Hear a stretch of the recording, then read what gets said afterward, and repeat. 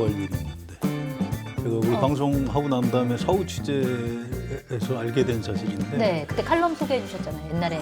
그렇죠. 나온 그 조영원 살롱에 썼던 내용을 갖고 말씀을 드렸는데 최하영 씨가 반대했다고 그래요. 그러니까 그때 말씀하셨습니다. 이번 출마를요. 네. 네. 이번 방송에서 말씀하셨는데 대선 출마를 강하게 반대했다고. 심지어 그 전에 윤석열 대통령의 국무총리를 할 때도 수락하지 말라고 했죠. 네, 가지 말라고 그랬대요. 그래서 이제 요즘 그 우리 알만한 네. 저 무속도 좀 관련이 있는 이런 분들 사이에서는 역시 최하영 이 세다. 그 한덕수 총리가 자기 부인 말 안 들어가지고 네. 인생 망가졌다 이렇게 그런 다른- 얘기가 있어요. 예지력이 또 남다르네요. 안 될 걸 알고. 오늘 그 말씀하시면 그 집안에 다른 활로가 생길 수도 있거든요. 장모님하고 저하고 한덕수 대선 안 나간다 못 나간다라고 빡빡 우겼잖아요. 네. 결과적으로는 맞은 거예요. 아, 그럼요. 네, 맞았습니다. 결과적으로는 두 분 승리. 단일화가 결렬된다고도 안 했잖아요. 그러니까 결국은 단일화는 그런 거 없이 됐는데 그냥 한덕수로 안 된 거니까. 안 나간다 못 나간다 그냥 빡빡 우겼는데 결과적으로 맞았습니다.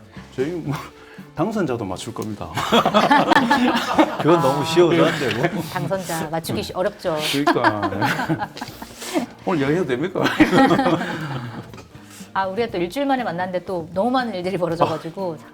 지난주에 머리가 뭘 했는지 기억이 하나도 안 나요. 그러니까. 그러니까 그 일이 일주일 내에 일어난 일인지 그 전주에 일어난 일인지도 헷갈려요. 그러니까요. 이제 워낙 덩치가 커가지고 다. 몇 번을 뒤집혔는지 모르겠어요. 이 주말 사이에 벌어진 일이 진짜 이미 또 지난 일이 돼 버렸으니까 네, 이게 네. 쉽지가 않습니다. 자, 오늘도 맛있게 먹고 있습니다. 하이트질로 감사합니다. 또 오늘 맥주 맛있게 드시고 계시죠? 네. 네. 왜? 아니요. 왜요? 우리 성환용 선배께서는 꾸준히 안 드시고 계시고 소주. 소주인 척하는 생수. 다음부터 소주 병을 빈 병 하나 갖다 놔요. 소주병 여기 있습니다. 물을 소주처럼 드시고 따라야 되겠네요. 제가 몰래 따라놔야겠습니다. 정치인들이 이거 일부러 이걸 마셔요. 어디 가서 이제 상가집에 늦게 허겁지겁 가가지고 여기다가 이제 저게 이제 소주. 이른바 이홉들이니까 저게 네. 이제 콱 하면은 이제 한 컵, 이제 반 병. 그러니까 이거 저 두 잔 딱 두 번 마시는 마시면 한 병 다 먹거든요. 이제 그렇게 가서 일부러 이렇게 먹는데, 근데 사실은 소주 잔에다 이렇게 부어보면은 여기 한 6잔 정도밖에 안 들어가요. 두 번 해봐야. 네. 근데 이제 그렇게 가면 상가집에 늦게 갔으니까 그러면 그 동네 소문이 어떻게 나냐면 어떤 의원님이 밤늦게 오셔가지고 막 상주 위로도 하고 소주를 맥주 클라스에다가 벌컥벌컥 들이키시고 막 그러시더라고요. 그래서 그분 참 인간적인 것 같다. 인간적인 매력으로 포장이 되는군요. 그렇죠, 네. 그렇죠. 근데 사실은 그분이 술을 좋아하시거든요. 빨리 마시기 위해서. 빨리 마시기 위해서. 그게 마시고. 인간적이네요. 제가 만약에 그렇게 마시면 알코올 중독이라고. 방송인 줄 아는 것 같더라요. 그렇게 일부러 드시는 분들 계세요. 네. 근데 정치인들은 막 주말에 지역구 가면은 막걸리 엄청 이제 지역 주민들이 주시고 그러니까. 그거를 못 먹는데요. 네. 그 다 받아 먹으면 큰일 나는 그러니까요. 그래서 이제 이걸로 한다. 딱 갖다 놓고 콸콸 한번 부면은 주위에서 그 잔수를 안 준다. 나름대로 또 자기를 방어하는 방법이라고 하더라고. 생존의 기술. 진짜 힘들 것 같긴 하더라고요. 돌아다니면서 이제 한 잔씩 하는 거죠. 뭐, 아이고 제술 한 잔 받으세요. 실제로 코로나 이후로 어제 전반적으로 없어졌죠. 술 쪽이 조금 이렇게 그래요? 줄어들기도 하고. 네, 다행이네요. 유권자가 술 따라주는데 안 받으면 또 자기 술 안 받았다고 서운해하고. 서운해하고 그러니까 그게 참 어려운 것 같아요. 어떤 여성 국회의원은 평소에 술을 굉장히 좋아하시는 분인데 저보다 훨씬 잘 마셨는데 네. 지역구 국회의원 되고 나서 한 6개월 있다 만나는데 이렇게 눈에 이렇게 다크서클이 생기셨더라고. 너무 많이 드셔가지고. 술 너무 많이 드셔가지고. 그다음부터 한 1년 또 끊고 이렇게 하다가 또 지금 다시 마시고.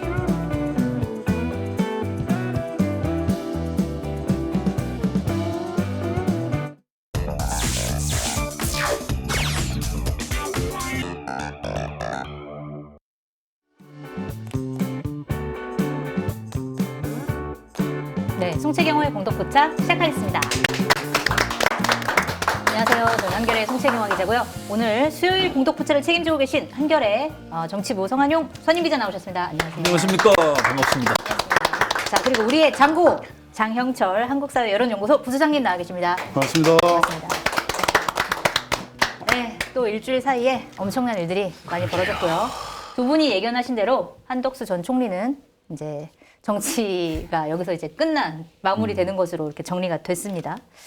어쨌든 국민의힘 얘기 먼저 해보면 지난 주말에 엄청난 일들이 벌어졌죠. 거의 막장 드라마가 벌어지면서 이제 새벽에 후보 교체를 시도하다가 무산된 그런 일들이 벌어졌는데 정말 궁금해요. 저도 이제 정치부 출입 뭐 10년 넘게 했지만 이게 공당에서 일어날 수 있는 일인가? 이런 의문이 들었거든요. 어떻게 최고위에서 예를 들어서 새벽에 열어가지고 후보를 교체를 시도할 수가 있지? 너무나 이제 황당했는데 어떻게 보셨습니까?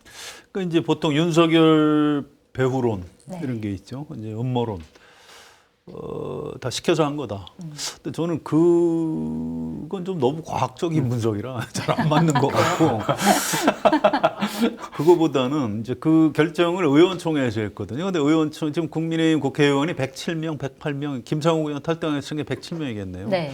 절반도 안 모였어요. 근데 이제 의원들도 이게 어떤 의총인지 아니까 차마 못 갔다고 합니다. 그런데 모여가지고 두세 명 빼고 전원 다 후보 교체 쪽으로 얘기를 했다고 그래요. 네. 이게 이 회사 다니는 분들이 아는 게 있는데 회사 이사회 같은 거 할 때 그 분야의 전문가들이 모여서 우리가 여긴 제일 잘 알아.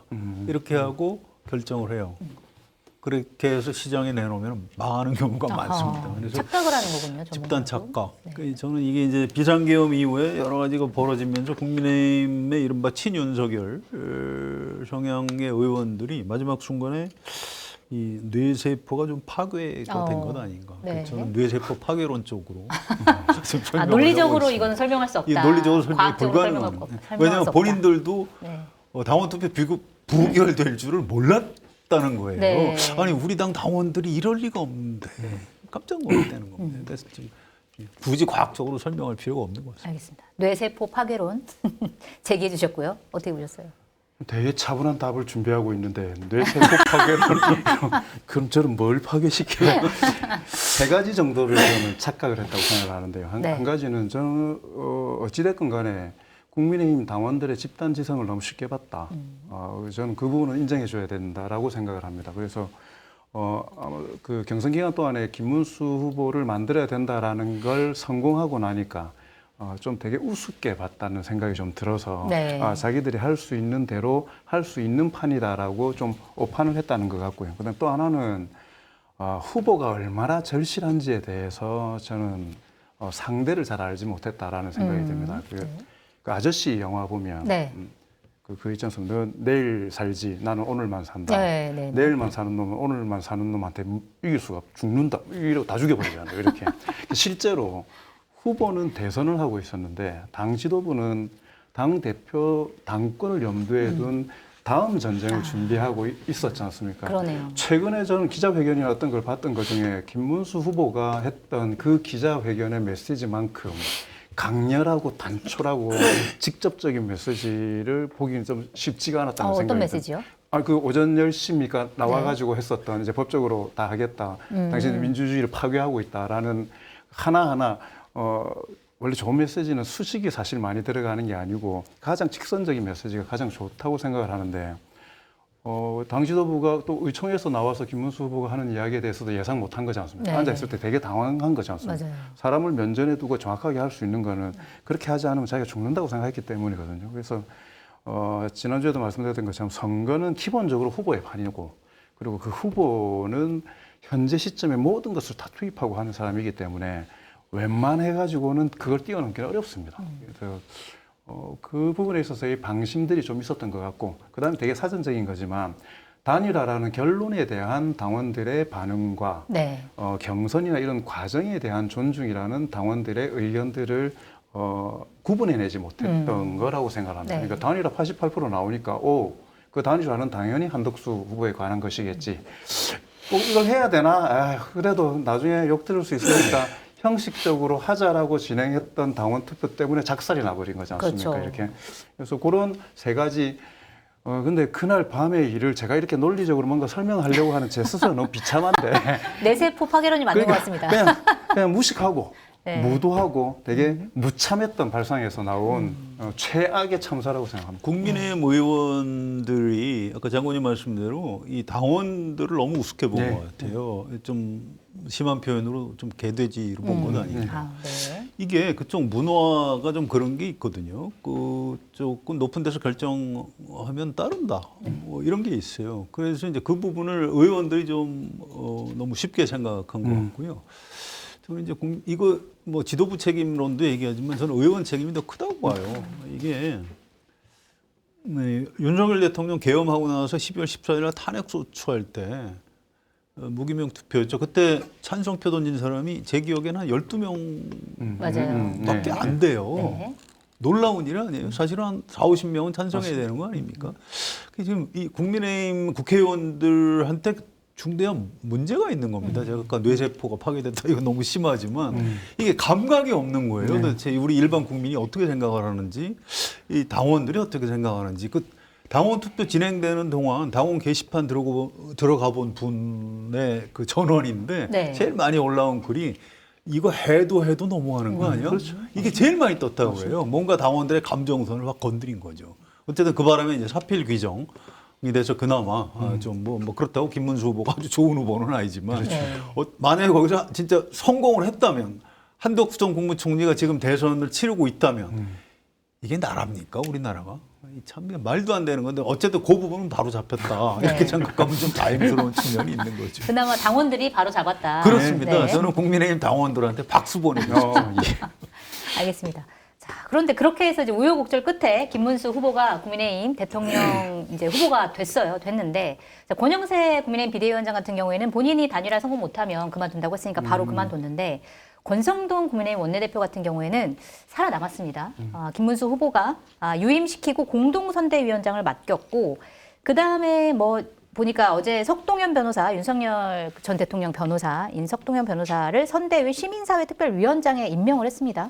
그리고 캠프 뭐 선대위 인사들을 보면 굉장히 많은 분들이 이제 친윤계가 포진을 하고 있는데 사실 김문수 후보 입장에서는 얼마나 믿겠습니까? 특히 쌍권이 자기를 그렇게까지 이제 내치려고 했는데 그런 앙금이 있는데도 불구하고 뭐 어쨌든 우리는 이제 원팀으로 가야 된다라고 하면서 친윤계들을 이제 대거 등용한 이유 뭐라고 보시나요?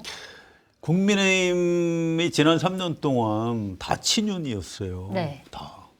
아까 이제 12명밖에 탄핵소추 찬성 안 했다고 했듯이 뭐 한때 뭐 김기현, 나경원 이런 분들도 뭐 좀 뭐 윤석열 대통령한테 좀 대드는 척하다가 이제 나중에 다 친윤으로 돌아갔고 살아남기 위해서는 어쩔 수가 없었을 겁니다. 이제 그러다 보니까 지금 김문수 후보 입장에서는 뭐 가려먹을 처지가 안 돼요. 네. 이게 물이 근데 이게 깨끗한 거야? 이게 너무 좀 뜨거운 거 아니야? 뭐 이렇게 이러기에는 너무 지금 그 목이 마르기 때문에 아무 물이나 다 그냥 벌컥벌컥 마실 수밖에 없는 좀 한심한 상황이죠. 그러니까 지금 이 석동현 변호사 들어간 거 네. 지금 이해가 되세요? 네, 그러니까요. 이게 말도 안 되는 건데 지금 어쨌든 아유 뭐 아무나 다 들어와 지금 이렇게 하고 있는 거지. 그러니까 이런 거를 야 이것도 혹시 윤석열이 뭐 이렇게 배후 조종해서 집어넣은 거 아니야? 그렇게 분석하실 필요가 없어요. 그냥 아무나 다 들어와라. 사람이 지금. 없다 지금. 그렇습니다. 지금 누가 봐도 김문수 후보 당선 가능성이 몇 프로나 돼요? 뭐 별로 없는 거죠. 그러니까 가려먹을 처지가 아닌 거죠. 네. 김문수 후보가 당선될 가능성이 별로 없기 때문에 김문수 후보는 쌍권에게 그렇게 쉽게 면죄부를 주고 싶지 않았을 겁니다. 예를 들어서 지금 권성동 원내대표가 빠진다. 그러면 20며칠 뒤에 다시 복귀할 겁니다. 네. 선거의 패배의 모든 책임들은 후보에게 다 돌리게 될 거거든요. 당연하지 않습니까? 그러면 이루어지지 않은 가능성에 대해서는 이야기할 수 있는 것들이 너무 많지 않습니까? 한덕수였으면 이길 수도 있었다라고 이야기를 하게 되는 모멘텀이 생기는 겁니다. 그래서 질질 끌고 가야 되는 겁니다. 여기는. 책임론을 분산시키기 그렇죠. 위해서. 그래서 빠지더라도 같이 빠져야 되는 거고, 그들이 이루어 놓은 것들의 후보로서 최선을 다했지만 그들과 함께 질 수밖에 없는 상황이었다라는 게 이기면 후보가 다 가져가는 거고요. 네. 자, 졌을 경우에 김문수 후보조차도 다음에 정치적 복권이나 이런 문제들을 생각할 수밖에 없는데 깔끔하게 그렇게 정리해주지 못합니다. 말씀하셨던 것처럼 현실적으로 선거를 굴려야 된다라는 것도 있고, 게다가 무엇보다 패배가 예측되는 상황에서 대선 후에 책임론을 분산시키기 위한 저는 포석이라고 생각을 합니다. 네, 예. 그렇군요. 오. 진짜 그런 생각을 했을 것 같습니다. 자, 그리고 김문수 후보가 앞으로 이제 대선 운동 이제 본격적으로 시작해가지고 여러 가지 선거 운동을 하고 있는데 윤석열 전 대통령과의 관계 설정을 어떻게 할 것이냐, 계엄에 대해서는 사과를 할 것이냐 말 것이냐, 이게 굉장히 지금 주목됐는데, 일단 계엄에 대해서는 사과인 듯 사과 아닌 사과를 했습니다. 계엄으로 고통을 겪고 있는 국민들께 진심으로 죄송스럽게 생각한다. 그러니까 캠프에서는 뭐라고 설명하냐면 계엄 자체에 대한 사과가 아니라 계엄 때문에 벌어진 일들에 대한 사과다, 이렇게 설명을 했고요. 그다음에 윤석열 전 대통령 뭐 출당, 탈당, 제명 이런 이들이 막 나오니까 윤석열 전 대통령을 보고 탈당을 하고 하는 건 옳지 않다, 이런 이제 얘기를 했어요. 그래서 결국 윤석열 전 대통령이나 아니면 계엄과 절연하지 않겠다라고 하는 의지를 드러낸 건데, 사실 김문수 후보가 김용태 비대위원장을 내정하면서 이제 김용태 비대위원장은 이제 계엄에 대해서 사과도 했고, 그 다음에 윤석열 전 대통령과의 관계 설정도 사실은 좀 정리를 하겠다는 방식으로 전향적으로 얘기를 했거든요. 근데 또 오늘 보니까 이렇게 얘기를 했습니다. 김용태 비대위원장 내정자가 20일 동안 선거를 치르는 과정에서 대부분 많은 사람들이 만족할 수 있는 방안을 도출해서 말씀드리겠다. 그러니까 이 얘기는 뭐냐면 안 한다는 얘기처럼 들리거든요. 그렇기 때문에 기존 입장 뒤집은 거다, 여러 가지 이제 분석이 많은데, 일단은 뭐 당 지도부도 그렇고 후보도 그렇고 윤석열 전 대통령이나 계엄에 대해서 선을 긋지 않는 모습, 이게 과연 선거에서 어떻게 작용할 것이냐, 이게 궁금하거든요. 어떻게 보세요? 근본적으로 국민들이 납득할 만큼 선을 그을 수 있는 기회는 놓친 거지 않습니까? 네. 국민의힘이 그 윤석열 전 대통령과 정확하게 선을 끊는다라는 명확한 징표는, 예를 들어서 한동훈 후보가 됐을 경우에, 한동훈 후보가 당의 후보가 된다면 그건 국민적으로 납득이 되지만 그 기회는 이미 놓쳤다. 근데 이게 출당이나 탈당 부분 이야기해서 이거는 저는 흥 기자님하고 한번 내기를 하든지 하는 것도 네. 했으면 좋겠는데, 저는 윤석열 전 대통령이 자진 탈당을 한다고 생각합니다. 네. 그렇게 전망하시는군요. 왜냐하면 그게 탈당은요, 윤석열이 사는 길이고 출당은 당이 사는 길입니다. 네. 탈당은 윤석열 전 대통령의 결단인 거고 출당은 당의 결단입니다. 그렇기 때문에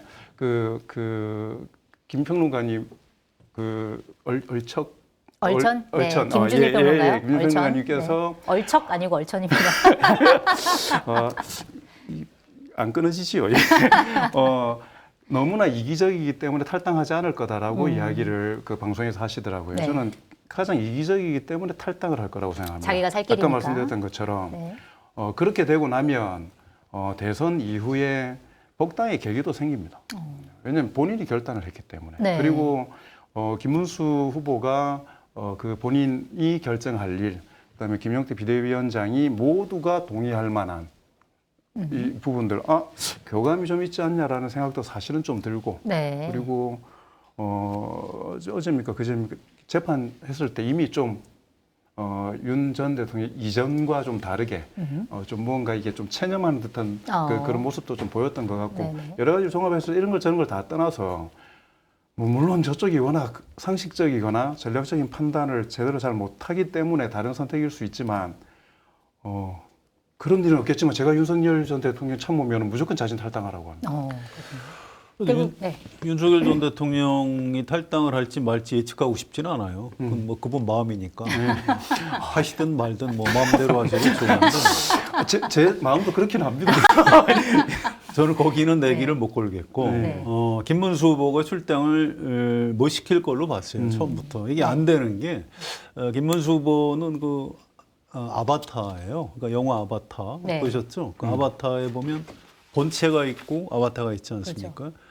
김문수는 아바타고 본체가 두 명입니다. 네. 본체가 김문수, 윤석열. 네. 윤석열이 본체 절반. 네. 또 하나는 전광훈이에요.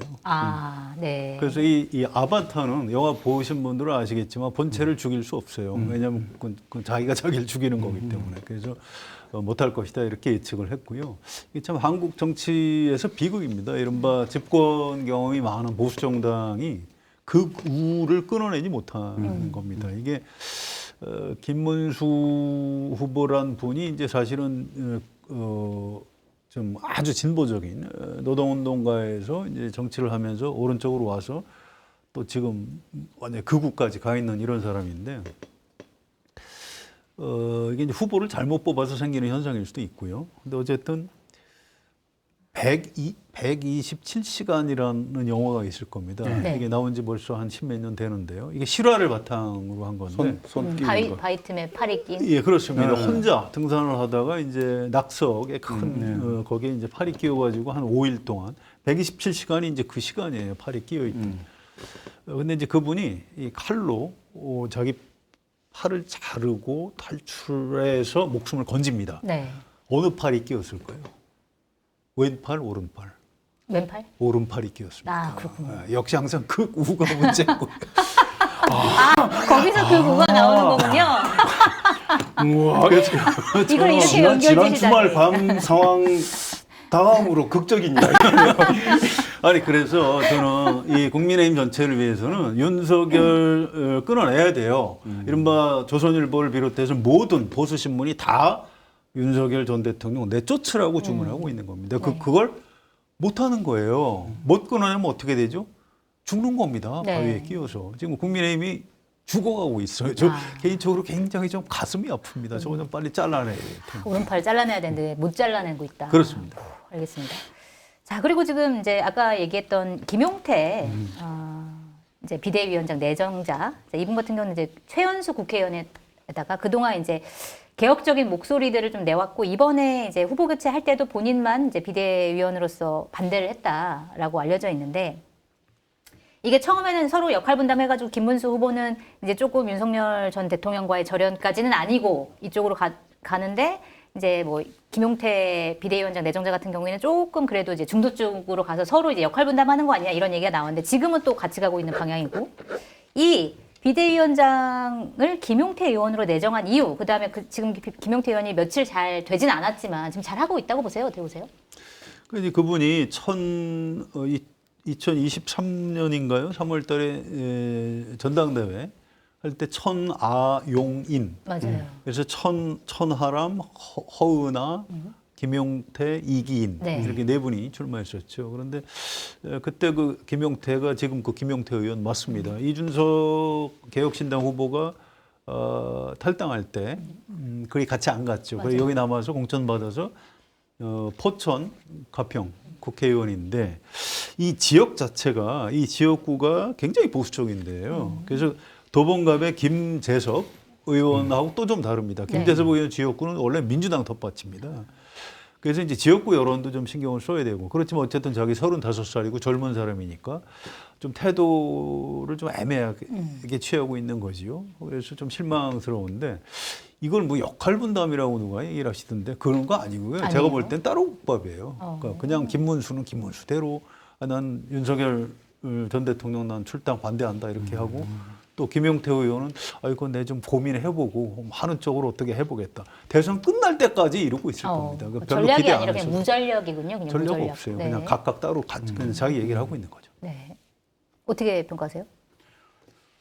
김용태 그 비대위원장은 좀 김문수 후보로 봐서는 대선 이후에 본인의 정치적인 생존을 위한 카드 중에 하나일 수 있다라고 생각을 합니다. 어떻게? 왜냐면 이게 뭐 그냥 바지 사장 뭐 이게 그냥 얼굴 마담 뭐 이런 이야기들 하지 않습니까? 근데 실제로 바지 사장을 두는 이유는 그거지 않습니까? 권한은 안 주고 책임을 묻기 위해서 두는 거지 않습니까? 근데 자, 이번 대선에 김용태 비대위원장이 여하한 경우에 20일 동안 뭘 하든지 간에 이 선거 결과에 대해서 비대위원장에게 책임을 묻는 것이 상식적일까? 아니다라고 생각이 드는 아니죠. 겁니다. 네. 이 판은 이미 뭐 윤석열 전 대통령이 만들어 놓은 대선이기도 하고 가장 큰 책임이 있고 그다음에 기존에 일단 윤석열 공신 세력 그룹들이 만들어 놓은 망쳐 놓은 판이고 그리고 후보가 어쩔 수 없이 가장 큰 책임을 져야 되는 판이고 김용태 위원장 같은 경우에는 어쨌든 투입되어서 자기의 그 시도를 하려고 하다가 번번이 부딪히는 역할들만 하면 되는 겁니다. 그렇게 하고 나면 어찌 보면 끝나고 나서 살아남을 수 있는 지도부가 될 수도 있어요. 비대위원장으로서. 네. 통상적으로는 다 그만두지만 그렇죠. 20일 그리고 이 사람을 어느 정도의 비중으로 두면서 앞에 세울 거냐의 문제를 두기 때문에 그래서 저는 기꺼이 김용태 위원장 받았을 거라고 생각하거든요. 네. 손해볼 게 없는 장사거든요, 이게. 네. 기본적으로 그 자리 자체가 정치적 무게감을 높일 수 있는 것일 뿐더러 이미 망친 판이잖아요. 네. 자기 때문에 망친 판이 아니거든요. 이게. 부담 없이 들어와서 책임과 권한 없이 그냥 한바탕 노는 겁니다. 이렇게. 그 다음을 보겠죠. 근데 대선이 끝나고 나면은 쌍권총 그룹이든 아니면은 김문수 후보 그룹이든 가장 당 내에서 주요한 대립 지점이 누구냐면 한동훈 후보 쪽이지 네. 않습니까? 결국은요. 자, 당권이 되든 뭐가 되건 보수세력 개편이 되건 뭐가 되건 간에 이쪽에도 세울 수 있는 신선한 카드들이 저는 필요할 거라고 생각합니다.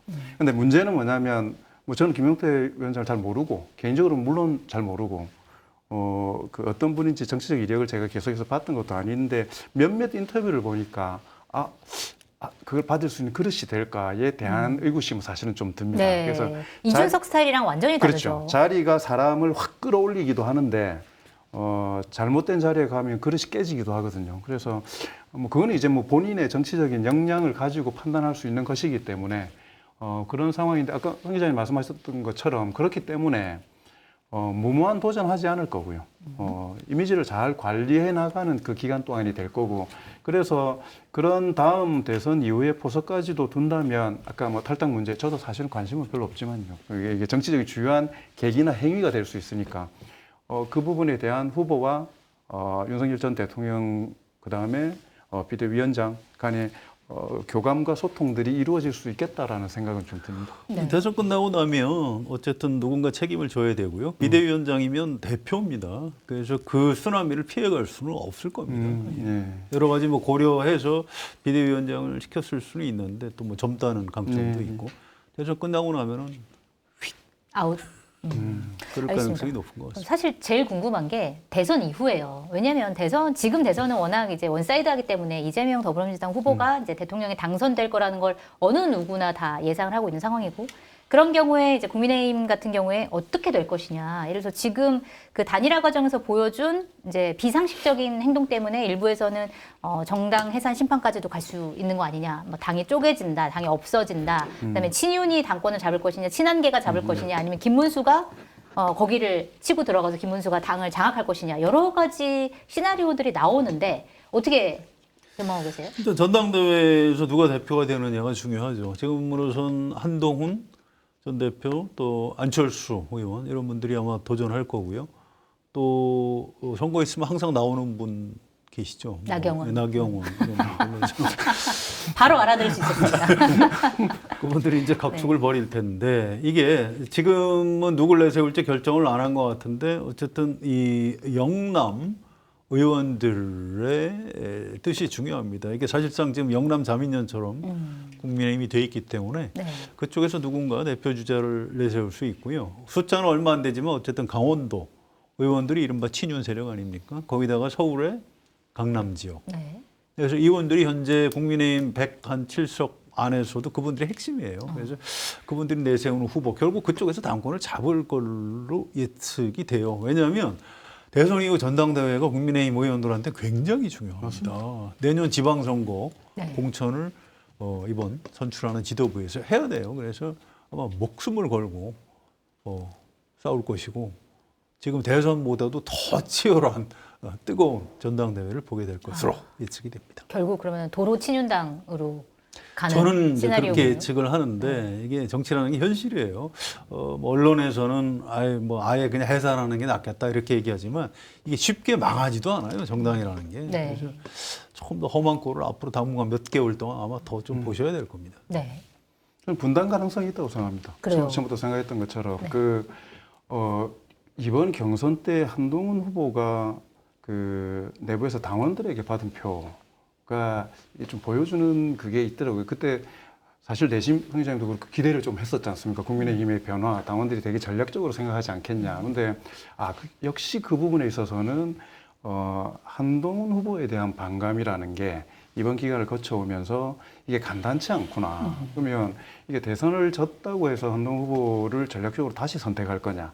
게다가 더더군다나 지방선거라는 걸 앞두고 있는 상황에서 훨씬 더 이해관계가 복잡해질 건데 세계 세력이 싸우는 거지 않습니까? 네. 상권 그쪽이 대표하는 윤석열 정부를 만들었던 공신 그룹들이 있을 거고, 네. 그다음에 전 김용태 위원장도 이렇게 포함시킬 수 있다고 생각하는데, 김문수, 김용태라는 신아스팔트 극우를 대체하려고 하는, 그러니까 기존에 있던 그 공신 그룹에서 그 세력들이 또 일단의 부류가 있는 거고, 나머지 하나는 보수 개혁이라는 걸 기치로 내걸 한동훈 대표 그 그룹들이 있을 건데, 저는 이 세 번째 한동훈 대표 그룹은 여기에서 붙어서 이기는 승부수를 쓸 거냐, 네. 아니면 바깥에 있는 이준석이라는 변수를 활용할 거냐. 그래서 보수 쪽이 전반적으로 좀 이게 재편이 될 가능성도 있을 거라고 생각을 합니다. 그래서 오히려 이게 정치가 되게 대선 끝나고 나면 지방선거 1년이지 않습니까? 짧아 보이지만 엄청나게 길어요. 재편을 하고 그 사이에 묵었던 감정들을 다시 다 털어내고 언제 그랬냐는 듯이 다시 손잡고 뭐 이 이합 집산들이 막 벌어질 거거든요. 네. 죽일 듯이 싸우다가 지방선거 앞둬놓고 보수 후보 단일화 이런 걸로 해서 개별 영역에서 그 판단들이 이루어질 가능성들도 있는 겁니다. 근데 예를 들어서 정말 엄청난 격차로 사상 최고의 격차 혹은 지지율로 민주당 정부가 탄생을 하고 이쪽이 된다면 보수 쪽은 그냥 지도부 교체나 현재에 있는 구도를 가지고 어떻게 이게 조정하는 범위는 좀 벗어날 거다라는 생각을 저는. 근데 그 부분은 좀 신중하게 저는 보고 싶은데 이게 왜 그러냐면 일단 현재 대선 구도하고도 관련이 있습니다. 좀 그렇게 이재명 민주당 후보가 압승할 것 같지는 않아요. 어쨌든 보수 쪽도 결집을 할 것으로 보입니다. 그러니까 꼭 뭐 김문수 대통령을 만들기 위해서라기보다 이재명 후보가 될 거는 같은데 그래도 우리가 좀 보여줘야 독주하지 못한다. 뭐 이런 심리가 작동을 할 겁니다. 그래서 투표율이 얼마나 될지 이런 게 중요하긴 한데 아무튼 그 대선 이후에 전당대회 과정에서 과연 당이 쪼개질 것이냐, 안 쪼개질 것이냐. 저는 정계 개편은 없을 것이다. 쪼개지지 않을 것이다라고 보는데 이유는 두 가지입니다. 하나는 지금 정치 양극화 지형이 너무 이렇게 많이 벌어져 있기 때문에 상대방에 대한 어떤 그 적대감으로 결속을 합니다. 이게 이제 우리가 양극화 체제가 들어선 지 벌써 한 10년이 넘거든요. 그래서 그전처럼 어떤 그 정치인들이 좀 주도해서 하는 정계 개편 보기가 좀 쉽지 않을 것이다. 이런 게 있고요. 또 하나는 그게 사실은 당이 쪼개지는 거를 나쁘게만 볼 게 아닌 게요. 그게 이제 새로운 정치적 활로를 찾아 나서는 기획이 필요한 건데 거기에도 힘이 필요합니다. 지혜도 필요하고. 근데 지금 미안하지만 국민의힘 안에는 그런 힘과 지혜를 가진 사람들이 별로 없어요. 네, 전략가가 없군요. 전략가도 없고 미안하시지 않아도 됩니다. 힘도 없고 그래서 그냥 지금처럼 지지부진한 모습 깨지도 않고 뭐 새로운 정치적 활로를 찾아 나서지도 못하고 그냥 말라 죽어가는 매우 비참한 이런 모습. 또 이제 물론 그러다가 이제 이재명 대통령이 됐는데 또 뭔가 좀 잘 못한다. 그러면 또 저거 봐라. 역시 뭐 우리가 옳았다 이렇게 하면서 그 반사이익을 그것도 야당이니까 가져갈 수 있는 거죠. 그래서 그런 걸 기대하면서 그냥 제1야당으로 그냥 머물러 있지 않을까. 지금으로서 그렇게 예측이 됩니다. 아까 말씀하신 거는 한동훈계가 이제 분당을 할 수도 있을 가능성에 대해서 말씀하셨는데 그러면 당이 쪼개지지 않는다고 하면 당내에서 한동훈계는 어떤 스탠스로 갈 것이냐. 예를 들어서 한동훈 전 대표 같은 경우에는 계속 경선에서 탈락한 이후로 굉장히 어떻게 보면 좀 거친 워딩들을 하고 있단 말이에요. 윤석열 전 대통령 부부와 우리는 절연을 해야 된다.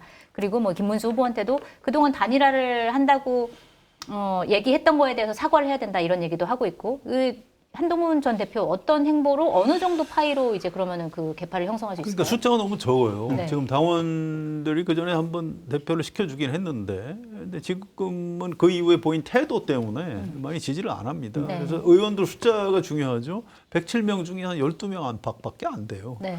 그것도 대놓고 한동훈 계시죠? 물어보면 아니 뭐 저는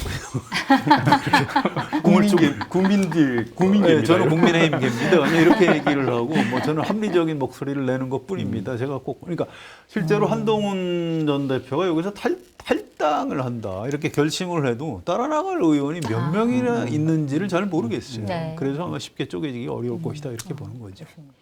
알겠습니다.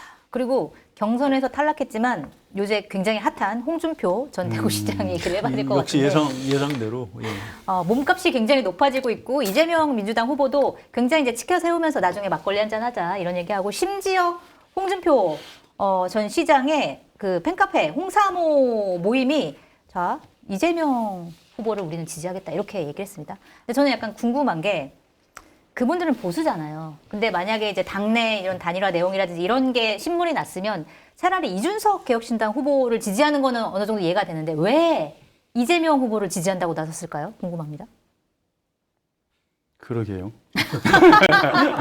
근데 지난번 대선에서는 그 박근혜 전 대통령을 지지했던 팬카페가 이재명 후보 지지 뭐 이렇게 얘기가 나왔었거든요. 네. 물론 그게 이 선거가 승리하지 못하니까 그게 아주 작은 에피소드로 끝났으니까 그런데 근데 이게 팬카페의 지지 선언에 대해서 한쪽에서는 크게 의미 부각을 오른쪽에서는 크게 의미 부각을 하는 거고 가는 쪽에서는 작게 의미 부각을 하는 거지 않습니까? 근데 냉정하게 보면은 예전에 2002년도에 노사모처럼 일단 한 후보에 대한 지지의 대표성을 가지고 있는 팬클럽이 존재하는 그 지형이 아니거든요. 네. 각각이 자기 이렇게 지지의 캠퍼들 가지고 있는 사람들이고 다양한 이해관계와 목적을 가지고 그 그룹들을 형성하고 있는 사람들이기 때문에 이 사람들이 지지 선언을 하는 이유도 되게 다르죠.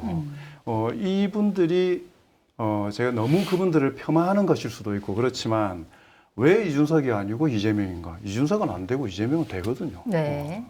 좀 가장 명백한 이유는 그것이라고 생각을 합니다. 그래서 그걸 펼칠 수 있는 내용들도 있고, 뭐 저는 이재명 후보를 지지하는 사람으로서 감사하고 되게 플러스 도움이 되기는 하지만, 너무 크게 이걸 의미를 부각하거나 아니면 내부에서 이걸 가지고 선거에서 큰 바람을 일으키는 소재로 쓰시지는 않았으면 좋겠습니다, 개인적으로. 네. 왜냐하면 기존 지지자들이 있거든요. 그리고 무엇보다 냉정하게 말하면 지방선거가 있기 때문에 자, 이렇게 들어오시잖아요. 네. 이분들이 대부분의 활동의 주요한 근거는 수도권 혹은 대구 경북이나 이쪽 지역 혹은 PK나 이렇게 약세 지역이 될 거라고 민주당의 조금 약한 지역이거나 네. 나중에 공천이나 이럴 때 이 과정에 있어서의 기여도를 가지고 지역 단위로는 되게 큰 분란들이 일어날 수 있습니다. 이해관계가 걸릴 수 있군요, 나중에. 어디나 마찬가지인데 홍준표 지금 그 전 시장이 마음 상한 가장 큰 것도 그거잖아요. 당을 오랫동안 지켜왔던 사람인데 그 사람에 비해서 외부에서 데리고 온 용병과 같은 사람들한테 거의 그 대접조차도 못 받는다는 네. 게 되게 큰 거지 않습니까? 이 조율 되게 중요하거든요. 그래서 마땅히 그분들이 시대적인 흐름을 타고 지지 선언을 해주시는 부분들에 대한 되게 평가를 하지만 그거 자체로만 저는 그 정도다. 봤으면 좋겠다라고 생각을 합니다. 2022년 대선 때 이낙연 후보를 지지했던 분들 중에 어떤 분들이 윤석열을 우린 지지하겠다 이렇게 기자회견하고 선언을 했습니다. 네. 몇 표나 갔을까요? 별로 안 갑니다. 이번에도 홍준표 후보 지지하던 팬카페 분들이 이제 지지 선언을 했는데 실제로 몇 표나 이재명 후보한테 도움이 될까요? 좀 별로 안 된다고. 그냥 상징적인 의미군요. 상징성이죠. 그리고 이제 이재명 후보로서는 이제 홍준표 전 시장한테 뭐 돌아오시면 막걸리나 한잔 하시죠. 전 참 좋아했습니다. 이제 이건 이재명 후보 본인의 어떤 그 포용성을 보여주는 어떤 이벤트라고 보시면 되고요. 네. 가장 중요한 건 홍준표라는 정치인 당사자의 선택이에요. 근데 전 참 궁금해요. 그동안 그렇게 윤석열 전 대통령한테 국무총리 시켜달라고 가서 밥 먹고 그랬어요? 온갖 아부하고 네. 이렇게 살다가 이번에 후보 여기서 탈락하니까 이제 마음의 상처를 받고 삐져가지고 윤석열과 쌍권 막 욕하고 네. 이러고 있지 않습니까? 혹시 이제 장모님한테 여쭤볼게요. 혹시 만약에 뭐가 나올지 궁금하네. 이재명 후보가 대통령이 돼서 국무총리 홍준표 시키면은 홍준표 씨가 국무총리 할까요, 안 할까요? 어떻게 보세요? 저는 홍준표 후보는 받을 겁니다. 그렇죠? 그렇습니다. 그러나 그러면 안 된다고 생각하시는 저는 거죠? 그러면 안 된다고 생각합니다. 시키지는 않을 거예요. 저도 그걸 이제 몰라서 여쭤본 게 아니고 저쪽으로 이렇게 질문을 좁혀 오실 때, 네. 그건 아니었으면 좋겠는데 그렇게 생각했던 그 질문이 그대로 턱 오네요. 그러니까 홍준표 전 시장은 그런 게 있어요. 그분이 보수일까요? 전 그렇지 않다고 네. 생각하고요. 그렇다고 진보도 물론 아니고요. 뭔가 가치를 알 수 없는 분이긴 합니다. 본인의 출세를 네. 위해서 모든 걸 할 수 있는 분입니다. 또 이제 그게 정책적으로는 유연한 것이기도 해요. 물론 이제 그 본인 나름대로 애국심도 있고 그런 분인데 굉장히 특이한 분이에요. 그래서 그럴 리는 없지만 이재명 후보가 대통령이 돼서 총정리를 제안을 한다면 제가 아까 그래서 if 만약에 이렇게 말씀드린 건데 할 겁니다. 맞습니다. 네. 그렇죠. 정계 은퇴 선언이 무색하게 바로 받을 것이다. 그분은 견딜 수, 잊혀지는 걸 견디지 못할 거예요. 저는 정치 안 하면 연예인이라도 할 거라고 말씀드렸는데 네. 앞으로도 아마 그렇게 사실 겁니다. 우리를 좀 즐겁게 해주는 엔터테이너 역할은 계속 하실 것이다. 이렇게 예측을 합니다. 알겠습니다. 자, 그리고 홍준표 전 시장이 말을 했는데 이게 권영세 전 비대위원장, 이준석 후보까지 번지는 여러 개 말싸움이 되고 있는데 뭐냐면 홍준표 전 시장이 국민의힘을 이제 비판을 계속 이제까지 쭉 해오면서 이제 도저히 고쳤을 수 없는 집단이다 이렇게 얘기를 했더니 권영세 전 비대위원장이 타고난 인성은 어쩔 수 없나 보다라고 저격을 했고 이거를 본 이준석 후보가 본인들이 러브콜했다가 응하지 않으니까 인성 운운하는 것이 무슨 황당한 일이냐. 그야말로 진짜 싸가지가 없다. 싸가지가 없다는 건 이제 권영세 전 비대위원장한테 얘기를 한 거죠. 자, 이 논란 이거 어떻게 보셨어요? 뭐 막장 드라마죠. 네. 이게 무슨 짓입니까? 이른바 보수는 가장 중요한 게 점잖은 태도 아닌가요? 근데 이게 무슨 개도 이렇게 안 싸워요. 지금 무슨 짓들을 하고 있는 거예요? 아니 자기 먹던 우물에다가 침을 뱉질 않나. 그다음에 그 자기 당 대표를 2번이나 하고 후보했던 사람한테 인성. 거기다 또 이제 밖에 관전하던 사람은 싸가지. 네. 아니, 나이 차이로 치면 한 20 몇 년 차이가 나는데 40살밖에 안 된 분이 60대들한테 싸가지라고 얘기하면 그것도 안 되는 네. 거죠. 그건 세 분 다 굉장히 잘못한 거라고. 그러게요. 정말 막장 드라마가 또다시 펼쳐지는 것 같은 느낌이 들었어요. 참 어떻게 그렇게 자꾸 말을 고를까요? 권영세 위원장이 인성을 꺼내는 거하고 네. 이준석 후보가 싸가지를 꺼내는 거는 그는 마음속으로 한이 좀 맺힌 것 같습니다. 그런 것 그래서 이게 다른 데를 좀 이렇게 돌려주기 위한 뭐 그런 것이기도 한 것 같고. 네. 그래서 홍 전 시장님 정치 아까 연예인을 한다고 지금까지 여러 번 말씀하셨는데 이미 정치 행위를 시작하신 거. 그리고 홍 시장이 이야기했던 것 중에 가장 이게 뭐지 했던 게 이번 판은 이재명 대 이준석이다. 네. 그 판을 딱 규정을 해버렸지 않습니까? 그래서 아까 말씀드린 것처럼 보수 쪽이 바램도 좀 있고 왜냐하면 보수 쪽이 전면적으로 개편되는 게 진보 진영에 이게 주는 신호들이 있기 때문에 양쪽이 발전적으로 변화 발전할 수 있는 모멘텀이 되기 때문에 그런 거이기도 한데 거기에서 재편되는 데 있어서 홍 시장님이 어떤 선택을 할 건가도 되게 좀 한번 지켜볼 만하다. 근데 이런 생각을 할 때 제일 중요한 게 그럼 홍 전 시장이 가질 수 있는 정치적인 성과가 무엇이 있을 건가? 네. 국무총리는 아니고 일단. 그러니까 아니겠지요. 뭐 들으신 거 있는 거 아니지요. 알 테고 그다음에 본인의 출마 대선을 그 연배나 이런 거 가지고 볼 건 아니라고 생각하지만 현실적으로 패배 경험들이 너무 많이 축적돼 있으시기 때문에 아닐 것 같다. 그러면 이 광역자치단체장을 쭉 돌면서 하시는 분이니까 다른 데 어디 갈 건가? 대구시장 아니고 네, 이제. 그것도 아닐 거다라고 생각하는데 그거는 있는 것 같아요.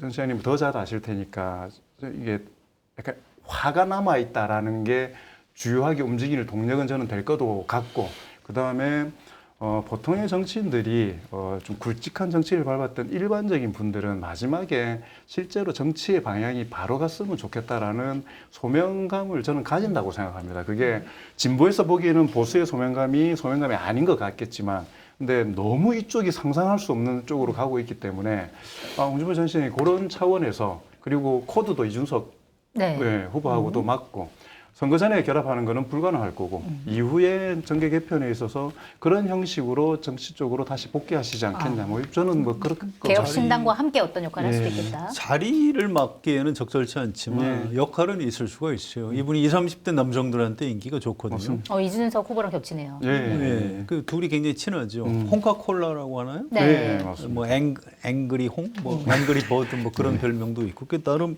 묘한 매력이 있는 거고요. 이분은 책을 쓰셨는데 변방이라고 제목을 달았더라고요. 그래서 이른바 한국 사회 주류에 대한 어떤 강한 뭐 이 반감, 분노 이런 게 있어요. 근데 보니까 아직도 안 풀렸습니다. 지금 말하는 걸 네. 보니까.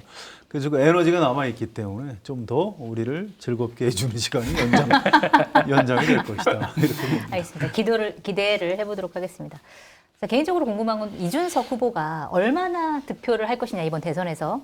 사실 단일화 얘기가 기존부터 나왔지만 이준석 후보는 이제 일관되게 단일화는 하지 않겠다 이런 얘기를 하고 있는데 만약에 실제로 단일화하지 않고 독자적으로 끝까지 갔을 때 득표율 뭐 10% 넘으면 어쨌든 절반 선거 비용 보전 받는 거고 15% 넘으면 이제 전체를 다 받는 건데 15%를 넘을까? 그러니까 국민의힘이 저러고 있으니까 그거에 대한 반사 이익을 과연 이준석 후보가 얻을 수 있을까 없을까 이게 굉장히 궁금하거든요. 어떻게 보세요? 14.9% 14.9%. 그러면 이제 근데 보전 못 받는 거잖아요. 반요. 절반만 받는 거죠. 근데 생각보다 이런 여러 조사 결과들을 보더라도 치고 올라오지 못하더라고요. 그래서 기본적으로 또 이준석 후보 이쪽만 보니까 이쪽이 새로운 대안인 것 같지만 이쪽을 봤을 때 가능성이 있느냐를 사람들이 생각했을 때 또 그렇지 않으니까 잘 모름 혹은 지지 후보 없음으로 좀 빠지는 것 같기는 합니다. 근데 네. 그럼에도 불구하고 차세대 현재 주자이기도 하고 보수 쪽을 이끌어갈 주요한 주자로 이제 뭐 흔들리지 않는 자기 지위를 확보해 놨다고 생각을 하고 근데 15% 이렇게까지는 사실은 쉽지 않을 것 같습니다. 그래요? 저는 한 10% 정도 위아래 정도를 하더라도 이렇게 되면 보통 모든 후보들은 15% 이상을 원하는 거고 근데 나중에 기준으로 잡을 때는 결국은 두 자릿수이냐 아무 의미도 없지만 실제로 그렇게 프레임이 꾸려지잖아요. 맞아요. 네. 9.9% 받으면 뭐 좀 부족한 것 같고 한 자릿수고. 10.1% 받으면 엄청나게 성공한 거 그렇지 않습니까? 근데 10% 정도 약간 내외의 선 정도로 해서 엄청난 가능성을 안고 다음 정치 행보에 탄력을 받을 수 있을 정도의 힘은 받을 수 있지 않겠냐 그렇게 생각합니다. 네, 알겠습니다. 10% 내외. 2007년 대선에서 이제 이명박, 정동영 그리고 제3 후보가 누구였는지 기억나세요? 이회창 무소속 후보였는데 그분이 문국현 후보가 있었죠 그때. 2007년 그때 단일화가 안 돼가지고 근데 많이 받지 못하셨어요. 득표율이 아주 좋고 네. 하여튼 이회창 무소속 후보가 득표율이 15%가 넘었어요. 네. 그러니까 깜짝 놀랐는데 그래서 이번에 아직 공간은 열려 있습니다. 이준석 후보가 10%, 15%까지 돌파할 가능성도 있어요. 저는. 네. 근데 이거는 제가 아까 영남 자민련이라는 표현도 좀 쓰긴 했는데 이 TK를 중심으로 한 영남 국민의힘 당원 지지자들의 선택이 저는 아직 남아 있다고 봅니다. 이게 그냥 지금은 김문수 쪽으로 그냥 가지 우리가 뭐 무릎 꿇고 질 수는 없는 거고 최선을 다하자 지금 이러고 있는데 혹시 앞으로의 어떤 상황이 생기면서 야 그냥 그러니 그냥 준석이한테 몰아주는 게 낫지 않겠어? 지난번 전당대회 때 대표 만들어 주듯이 그럴 가능성이 조금은 남아 있다고 봅니다. 네. 그래서 그런 일이 혹시 벌어지면 이준석 후보가 15% 넘는 득표율을 올릴 가능성. 근데 예청 후보 지금 말씀하셨는데 14대 때 정주영 후보가 15.9%를 받았거든요. 네. 그다음에 15대 때 이인재 후보가 19.2%를 받았습니다. 그러니까 제3 후보가 가지고 있는 파괴력이라는 그렇습니다. 것을 보여준 정도인데 네. 근데 저는 이 수치를 보면서 그게 이준석 후보가 15%를 넘을 수 있는 그 근거로 생각되기보다는 캐릭터 자체가 너무 다른 겁니다. 너무 다르죠. 그러니까 어렵다고 정주영이라는 캐릭터, 그다음에 이인재라는 캐릭터와 이준석이라는 캐릭터가 현실 정치에 있어서 물론 시대는 많이 바뀌었지만 시기가 많이 바뀌고 세대적인 무게나 이런 것도 많이 바뀌었지만 그 정도를 끌고 올 정도가 되겠느냐. 그 부분에서는 저는 약간 그렇지만 10% 정도의 유의미한 정도의 지지율들은 충분히 확보할 수 있을 기반을 가지고 있을 것 같다고 생각을 네. 합니다. 제가 두 분한테 좀 오히려 여쭤볼 게 하나 있는데 이게 이제 제가 돌아오는 주말에 막선막후로 좀 쓸까 하고 이제 만지작하고 있는 아이템이 있어요. 네. 그런데 2011년에 서울시장 보궐선거가 있었거든요. 10월달에. 그래서 그때 무소속 박원순 후보가 나경원 후보를 꺾고 한나라당 나경원 후보를 꺾고 서울시장에 처음 당선이 된 겁니다. 네. 그때 보궐선거에서 했어요. 그런데 그때 그 안철수, 박원순 두 분이 서울시장 후보 단일화를 합니다. 그래서 서울시장 여론조사를 그 당시에 했을 때 가장 격차가 많이 나는 게 안철수 50%, 박원순 5%. 맞아요. 그런데 50% 안철수가 5% 박원순한테 양보했다. 그래서 두 사람 다 박수 받고 박원순 후보는 서울시장에 당선이 되고 안철수라는 교수 그분은 그걸 자산으로 해서 그때부터 정치를 네. 시작을 하게 됩니다. 대선 후보가 됐죠 다음 해에. 대선 후보는 이제 단일화하다가 막판에 이제 포기하긴 했죠. 그런데 이제 이걸 보면서 요즘 이제 이런 상상들을 해봐요. 김문수 후보가 혹시 이준석 후보 지지 선언을 하고 네. 대선을 포기한다. 제가 이제 내일 아침 신문의 칼럼에도 끝에다 한 줄 걸쳤는데 그러면 좀 멋지지 않을까요? 그러면 야 이게 보수도 저렇게 양심이 있네 이렇게 해서 보수 쪽에 대해서 사람들이 좀 희망을 갖거나 그러지 네. 않을까요? 그럴 가능성이 있다고 보세요, 없다고 보세요? 아, 만약에 그런 일이 벌어지면은 정말 그럴 것 약간 같은데 감동이 있지 않을까요? 굉장히 감동이 있겠죠. 그런데 그런 일은 벌어지지 않을 것 같습니다. 장모님 어떻게? 뭐하노 이럴걸요. 뭐하지. 근데 이게 이 여론조사에 보면 그러니까 물론 말씀하신 대로 너무 온전히 상상의 영역이신 거지 않습니까? 그렇습니다. 근데 어쨌든 지표로 보면은 이게 둘의 지지층들이 너무 달라서 화학적으로 결합해서 플러스가 되는 지지층이 아니라 붙으면 떨어져 나가는 그 정도의 차이를 가지고 있는 그 지지층들이기 때문에 시너지 효과가 안 날 거라고 안 나죠. 안 나죠. 그리고 몇 번 말씀드리지만 단일화를 하는 이유는 딱 두 가지거든요. 하나는 명분. 상대방이 거학이 존재한다고 할 때 명분을 가지고 붙는데 그 반명 텐트가 잘 안 되는 이유가 뭐냐면 윤석열이라는 거학이 너무 크기 때문에 이번 대선은 어차피 그 세력들을 몰아내야 된다라는 국민적인 그게 너무 크기 때문에 명분이 없는 겁니다. 명분이 있든 없든 간에 붙어서 이길 거라는 것만 확실하면 뭐 들어가서 나눠 먹으면 되는 거니까 붙어도 이길 확률이 전혀 없기 때문에 단일화의 가능성은 진짜 전혀 없을 거고 그럼에도 불구하고 김문수 후보가 그렇게 한다면 그걸 왜 그러실까요? 왜 그렇게 바뀌네 그러나? 아니 그런데 이재명 대통령 되는 거는 막아야 한다. 이게 김문수의 출마 명분 아니었나요? 그 명분에 충실하려면 그런 극단적인 카드도 검토하는 게 맞는 거 아닌가요? 근데 이게 앞에 괄호를 이야기를 안 하는 거죠. 내가 막아야 된다 이기 때문에. 거기에 내가가 들어가 김문수가 있습니다. 근데 알겠습니다. 보수의 어떤 자기 희생이라는 게 꼭 필요하거든요. 근데 우리나라 보수는 가짜 보수 같아요. 자기 희생을 하는 경우가 거의 없어요. 그래서 제가 지금 가정법이지만 김문수 후보한테 당신 이 정도 검토 안 해봤어? 라고 지금 질문을 드리고 있는 셈입니다. 그런 정도 각오 없이 무슨 반 이재명을 기치로 들고 나와요. 저는 옳지 않다고. 네. 역시 상상력이 뛰어나신 우리 성한용 기존의 역사를 이제 짚어가면서 그런 일이 벌어질 수도 있다라는 것들을 말씀해 주셨습니다. 사실은 이 국민의힘 얘기보다는 사실은 지금 이제 선거운동 막 시작했으니까 정책 얘기도 좀 많이 하고 이래야 되는데 워낙 이쪽이 이제 시끄럽다 보니까 정책 얘기가 많이 묻힌 것 같아요.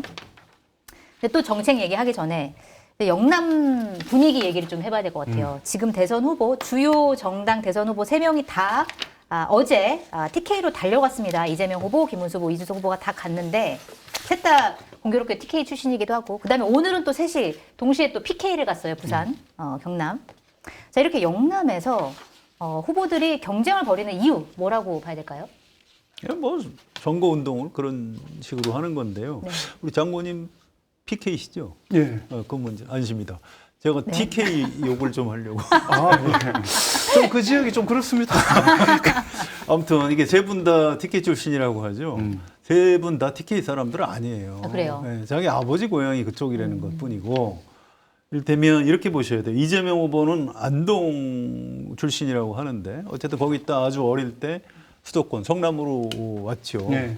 지금도 물론 사투리는 그쪽 사투리를 쓰지만 거기 산 기간 몇 년 되지 않고요.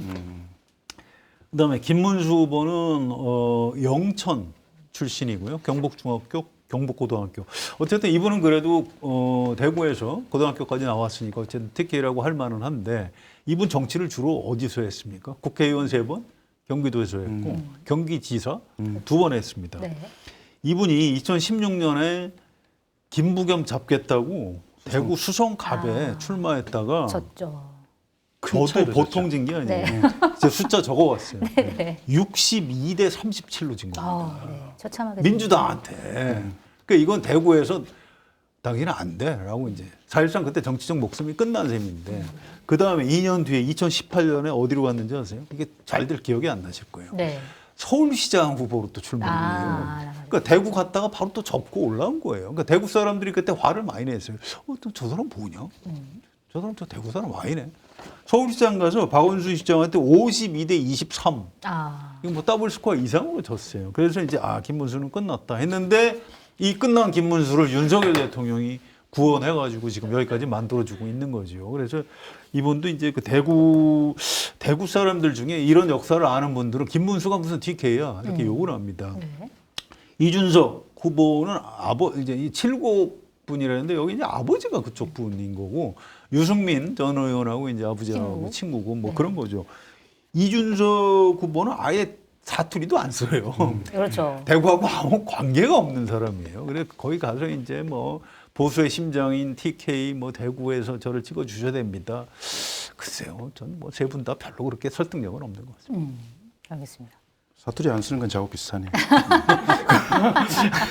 뭐 전략만 하죠. 사실 그 선거 기간 내에 가장 중요한 거는 일정이 가장 큰 메시지이기 때문에 그렇죠. 제일 중요한 게 제일 처음 선거운동 어디서 시작할 거냐. 그래서 뭐 지난번이죠. 문재인 그 대통령께서는 대구에서 시작해 주셨어요. 그 결정하는데 제가 약간 의견을 내고 이렇게 했었기 네. 때문에 전체적으로 다 받겠다. 전국을 다 통합하겠다라는 취지를 보이신 거고 이번에는 그런 세력에 관련된 문제라기보다 구도와 컨셉에 관련된 걸 보이기 위해서 광화문에서 딱 이재명 후보는 시작을 하신 거지 않습니까? 그런 것처럼 그러고 나서 선거 기간 동안에 전국을 돌 때 그 최대로 돌아봐야 2번밖에 못 돕니다. 네. 전국을 다 돌아야 되기 때문에 그리고 어디가 빠지면 또 서운해요. 잘 아시겠지만은 기자분들이 다 적지 않습니까? 네. 어디 몇 어디 안 군데 갔다. 어디 몇 군데 몇번 갔다. 총 돌아다니 몇 킬로 뭐 이런 거 다 하지 않습니까? 그렇기 때문에 균형 있게 배치를 해야 되는데 초기에 딱 갔던 이유는 그냥 세 사람은 동일한 지역이지만 전혀 다른 전략인 거잖아요. 김문수 후보는 최소 생존 전략, 적어도 최소한 여기서 내가 살아야 된다 이거고 네. 이재명 후보 같은 경우는 최대 확산 전략이지 않습니까? 최고 여기까지 내가 다 먹겠다. 그 다음에 이준석 후보야 보수 분리 전략이지 않습니까? 가서 김문수만 있는 게 아닙니다. 이제부터는 보수는 나에게 힘을 밀어주십시오. 그렇기 때문에 초기에 초장에 힘을 쏟아서 그리고 초장의 가장 중요한 전략 지역을 가는 이유가 결국은 여론조사 결과가 여론조사들을 만들어내기 때문에 네. 그 지역에서 놓칠 수 없고 초장에 완전 그쪽이 확 빠져버리면 복구가 안 되거든요. 그리고 27일 이후부터는 공표조차도 안 되기 때문에 여론조사 그렇죠. 발표가 네. 중지되는 금지 기간이죠. 기간이기 때문에 그 전에 빨리 자신들의 목표 지점들에 대해서 전략적으로 포석을 빨리 놔야 되기 때문에 그러다 보니까 그러니까 계속 안 시끄러워서 좋겠더라고요. 보통 그거거든요. 한번 누가 왔다 가면 시끄럽고 또 시끄러운데 오는 지역 안 한꺼번에. 합니다. 그 정도 대규모 유세를 할 수 있는 지역이 그렇게 많지 않아요. 그래서 그냥 한번 쭉 돌고 하루 바짝 시끄럽고 끝나면 좋죠. 대구 경북에서 이재명 후보 득표율이 얼마나 될지 궁금해요. 2022년에 경북에서 23.8% 득표했더라고요. 굉장히 높이 받은 겁니다. 어쨌든 만동 출신이라고 해서. 그런데 이번에 30% 정도 목표치를 세웠는데 이게 될까 안 될까? 장관님 어떻게 예상하세요? 저는 안 될 것 같은데. 저희가 경남 조사를 했었기 때문에 다른 지역 뭐 PK, TK가 조금은 다를 수 있지만은 경남 쪽에 노무현 대통령께서 전국에 48.9%로 당선이 되셨거든요. 근데 전국 2.3% 차이였어요. 근데 그때 경남에서 몇 프로 차이 났을 것 같습니다. 물론 지셨죠. 네. 경남에서는 40.4% 졌어요. 그래요? 어처구니 없이 지신 네. 겁니다. 그러니까 그걸 다른 데서 다 반가이 다른 데서 다 이렇게 만회를 하신 겁니다. 예, 그리고 네. 지난 20대 차이가 대선에서 너무 크네요. 이재명 후보가 47.8%에서 0.73% 차이로 졌지 않습니까? 그때 경남에서 20.9% 차이로 졌습니다. 네. 그렇습니다. 예, 근데 이번에 저희가 경남 MBC하고 지난 5월 6일, 7일 경남 1,032명 대상으로 ARS로 조사를 했었는데, KSY에서. 네, KS 감사합니다. 예. 좋은 조사기를 알고 계시네요. 예. 김문수 후보하고 3자 대결을 했을 때 1.6% 앞서는 걸로 나왔어요. 그러니까 이재명 후보. 그래요? 그러면 이게 오, 놀랍네요. 이게 전혀 지금 팔이 다른 겁니다. 그러니까 경남에서 이기냐 안 이기냐보다 경남의 격차들이 어느 정도 줄어들었냐의 문제가 전국적 득표율들을 좌지우지해 버리기 때문에 네. TK도 사실은 TK가 이 정도까지는 아니라 하더라도 거기도 현격하게 격차가 줄어들 거거든요. 그래서 전국적으로 되게 큰 차이로 저는 이길 것 같다라는 생각이 저는 그랬었던 TK 겁니다. 지역에 대한 불신이 좀 있기 때문에 이게 또 TK랑 PK랑 또 다르니까. 다르죠. 네, 네. PK가 좀 더 많이 많이 나오긴 하죠. 많이 다르고요. 네. 역대 대선에서 제가 하도 많이 당해가지고 예. 잘 안 믿습니다. 실제 결과 열어봐야 알 수 알겠습니다. 있다고 이것도 생각하고. 굉장히 중요한 관전 포인트네요. 네. 득표율이 영남, 예를 들어서 PK에서는 얼마, PK에서는 그렇죠. 어떻게 네. 얼마 받는지 알겠습니다. 네, 진짜로 우리 공약 얘기를 해야 될 것 같아요. 네, 12일에 공식 선거운동 시작하면서 각 주자들이 10대 공약을 다 내놨습니다. 물론 이제 이재명, 김문수 후보는 경제를 앞세웠고 이준석 후보는 이제 부처를 개편해가지고 대통령의 권한을 줄이겠다, 여가부도 폐지하겠다 이런 것들을 이제 위로 올리면서 발표를 했는데 두 분이 생각하시기에 좀 이거 눈에 띄는 공약이다, 좀 이거는 아쉽다, 뭐 이거는 굉장히 이제 주목할 만하다 이런 거 있으면 좀 꼽아주세요. 사실 10대 공약 그게 선관위에 제출하는 자료에 관련된 거잖아요. 그래서 이렇게 보통 이게 공공의 문서를 낼 때는 특히나 좀 이렇게 논쟁적인 거나 이런 걸 빼기도 하고 게다가 당선 가능성이 높은 그 후보일수록 공약은 추상화될 수밖에 없습니다. 왜냐하면 집권 이후에 실제로 해야 되기 때문에. 네. 그래서 부담스러울 수 있기 때문에 너무 뾰족하게 그 정책화하기가 되게 어려운 부분들이 있고요. 그러니까 보십시오. 이준석 후보 같은 경우에는 10대 공약이 되게 디테일해요. 딱 표적이 명확합니다. 그러니까 3위 후보이고 일정 정도 이상의 지지율을 확보하는 게 더 큰 문제인 것은 타겟별 맞춤형 공약을 제일 여러 번 반복적으로 부각하고 쟁점을 일으켜가지고 거기에 본인의 이름을 태우는 게 가장 중요하기 때문에 그래서 뭐 그런 차원에서 보면 이 10대 공약만 가지고 뭐 공약 전체에 대한 내용들을 좀 평가하기는 어렵더라고요. 네. 근데 약간 저는 부족하다기보다 약간 궁금한 게 이재명 후보 쪽에서는 정부 조직 개편에 대한 이게 방안이나 대안들을 어떻게 가지고 있는지가 좀 궁금하면 왜냐하면 그게 실제 집행하는 데 있어가지고 우선순위나 가치와 철학들을 일정 정도 보여주는 것이기 때문에 네. 그렇기 때문에 사실 마지막까지 뭐 그 부분에 대한 공약은 안 나올 거라고 생각이 들지만 그거는 좀 궁금하기도 하고 김문수 후보 관련해서는 사법개혁이나 이런 이 내란 종식과 관련된 네. 그런 쪽에 대해서 어떤 입장을 가지고 있는지가 되게 사실 궁금해요. 네, 하나도 없죠. 예, 그리고 이준석 후보는 죄송한데 안 궁금합니다.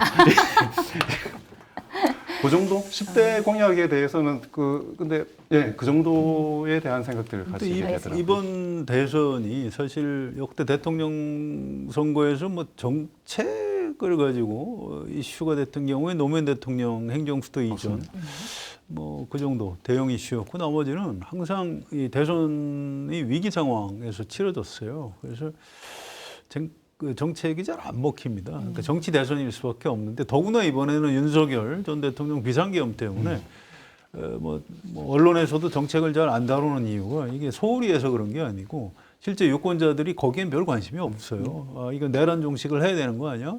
뭐 이런 거.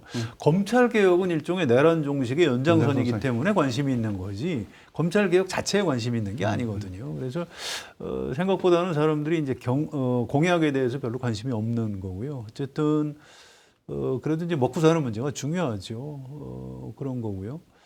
또 이제 이런 지점은 있어요. 이번에 이 윤석열 전 대통령 탄핵 집회할 때 이제 응원봉 들고 많은 분들이 나오셨는데 특히 여성들이 많이 나오셨거든요.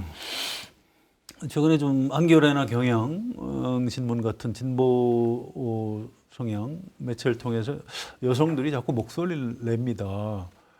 민주당 내놔. 네. 왜 여성 정책이 없냐? 당신들 우리한테 빚졌잖아. 근데 이거를 제가 이 국회 출입하는 이제 기자들하고 같이 민주당 정책 담당하는 의원한테 이제 앉아서 그걸 물어봤어요. 저는 가만히 있고 제 옆에 이제 어떤 여성 기자가 왜 민주당은 여성 정책이 없냐? 네. 차별금지법은 왜 얘기 안 하냐? 낙태 문제 입법에 대해서 왜 얘기 안 하냐? 근데 그 정책 담당하는 다선 의원인데 말을 한참 듣더니 저희가 비겁해서 그렇습니다. 한마디로 정리를 하네요. 그러니까 이게 현실적으로 네. 그걸 자꾸 이슈로 하면은 떨어져 나가는 표들이 있어서 그렇지만 집권하고 나면 꼭 어떻게든 하겠습니다.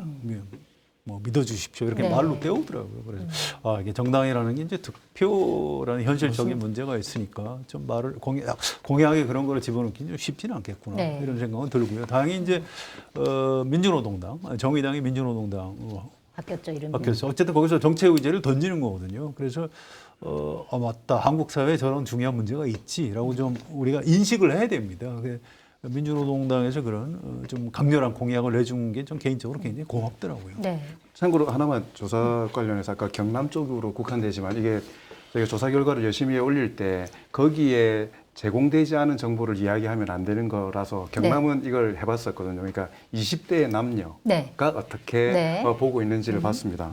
20대 전체를 하면 이재명 37.3, 김문수 32.3, 이준석 20.5였습니다. 네. 자, 근데 20대 남성을 보니까 김문수 36.2, 이준석 29.9, 이재명 22.0입니다. 어허.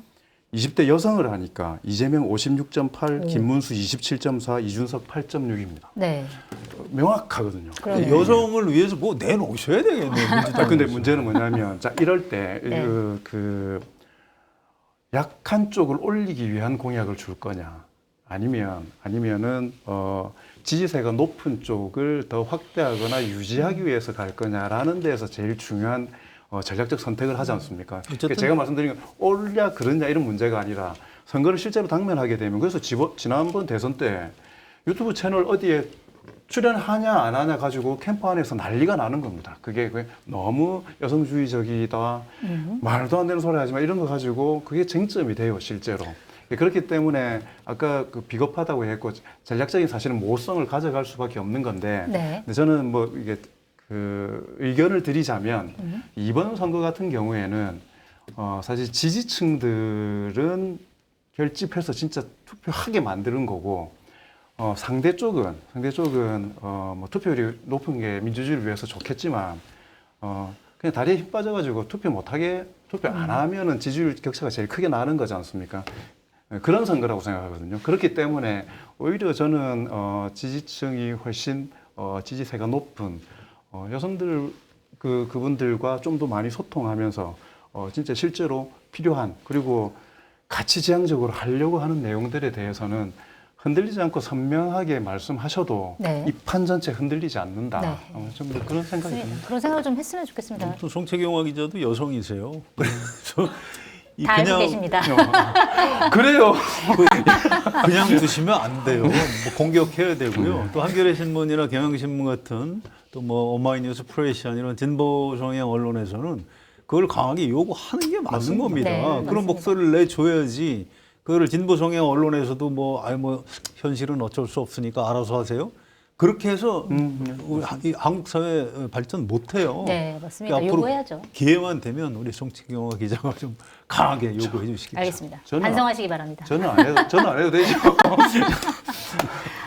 자, 우리 마지막 전망 하나만 하고 마무리를 할게요. 자, 이재명 후보 지금 지지율이 50% 정도로 약간 뭐 50% 아래에서 뭐 머무르고 있다 여러 가지 분석이 나오고 있는데 뭐 이제 민주당에서는 사실 압도적인 승리가 필요하다 이렇게 얘기를 하고 있고 이 압도적인 승리가 그러면 몇 퍼센트 득표율을 얘기하는 거냐 국민의힘과의 차이는 얼마를 얘기하는 거냐 여러 가지 이제 분석들이 나오는데 자, 압도적인 승리의 기준이 뭐고 그러면 이재명 후보는 과연 이제 몇 퍼센트를 득표할 것인가 전망. 말씀드렸던 것처럼 50% 넘어서 당선된 분은 박근혜 전 대통령밖에 없거든요. 51.6%. 51.6%. 네. 나머지 분은 다 뭐 41%, 48% 이렇습니다. 그래서 기본적으로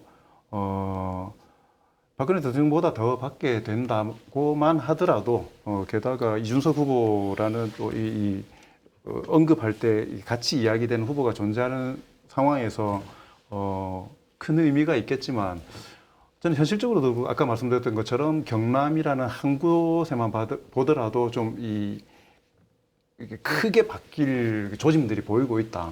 그래서 현실적으로 거의 60%에 육박할 거라고 생각이 들고 어허, 네. 저는 바람으로서도 아까 60%가 육박하게 되면 어떻게 되냐면 그 다음에 아까 말씀드렸던 것처럼 국민의힘이 자체 동력이 있고 없고를 떠나서 국민의힘이라는 정당은 지금 그대로 유지 못 됩니다.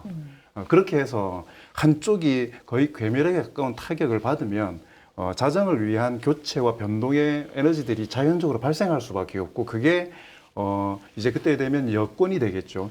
여권 쪽에도 작동하게 됨으로써 네. 민주당 내의 건전한 경쟁과 변화들, 그다음에 조국혁신당, 그다음에 민주노동당 등등 소위 말하는 진보 정당들의 위치, 그다음에 역학관계 이런 부분들이 규정될 수 있기 때문에 통합을 위해서도 한쪽이 일방적으로 한번 이겨야 통합이 되는 거지. 네. 이 갈등의 소지들을 계속해서 유지해가지고 양쪽으로 에너지가 분산되면 실제로 지금과 같은 갈등이 더 커질 수밖에 없는 상황이거든요. 네. 자, 등등 조사 추이나 여러 가지를 봤을 때도 60%가 불가능한 그 상황은 아닌 것 같고 그 다음에 실제 대한민국을 위해서도 그 정도의 압도적이었으면 좋겠고 그리고 저는 그렇게 이야기해야 되는 사람이라서 그렇게 이야기하기도 하고 그렇습니다. 알겠습니다. 당이론에 대해서는 저도 동의를 하는데요. 그렇게 되는 게 좋습니다. 네. 나라의 발전을 위해서도. 그런데 현실적으로 역대 대선 경험을 보면 그렇지는 않더라고요. 그래서 2007년 같은 경우에는 아주 예외적인 상황이고 이번에도 3년 전에 2022년에 윤석열 대통령 당선될 때도 50%가 안 됐거든요. 그래서 지금 이준석이라는 제3의 후보가 있기 때문에 이재명 후보가 50% 득표율 올리기가 저는 쉽지 않을 것이다. 네. 이렇게 전망을 하고요. 이거는 이재명 후보가 정리를 잘 했더라고요. 아마 오늘 어느 기자가 물어본 모양이에요. 근데 압승을 해야 된다 이런 얘기가 있던데 어떻게 생각하십니까? 이재명 후보가 아니요 압도적 승리가 아니고요 반드시 승리가 필요하고요 우리한테는 3표가 부족합니다 이런 자세로 저는 선거운동 할 겁니다 이렇게 네. 얘기했어요. 저는 이게 맞는 거라고 보고 이게 꼭 무슨 부자 몸조심이 아니고 실제로 선거는 이런 자세로 치르는 게 맞고요. 또 현실적으로도 우리나라의 이른바 보수 성향 또 어떤 반 이재명 성향의 유권자들의 존재 이거 절대로 무시할 수 없기 때문에 생각보다 그렇게 높은 득표율을 얻기는 참 쉽지가 않을 것이다. 이렇게. 두 분이 차이가 좀 꽤 많이 나나요? 약 10%포인트 정도 차이가 나는데. 한 1~2% 양보할 수 있습니다. 알겠습니다. 뭐 아직 시간이 좀 30분 예. 넘게 남았으니까 그동안 또 무슨 일들이 벌어질지 모릅니다. 또 대한민국이 지켜보도록 하고 오늘 나온 여론조사 내용은 자세한 내용은 중앙선거 여론조사 심의위원회 홈페이지를 참조하시면 더 자세히 보실 수 있습니다. 자, 오늘 공동포차 여기서 마무리하도록 하겠습니다. 저희 공동포차 매주 화수목 밤 9시에 방송하는 거 아시죠? 저희는 내일 밤 9시에 다시 찾아뵙도록 하겠습니다. 감사합니다.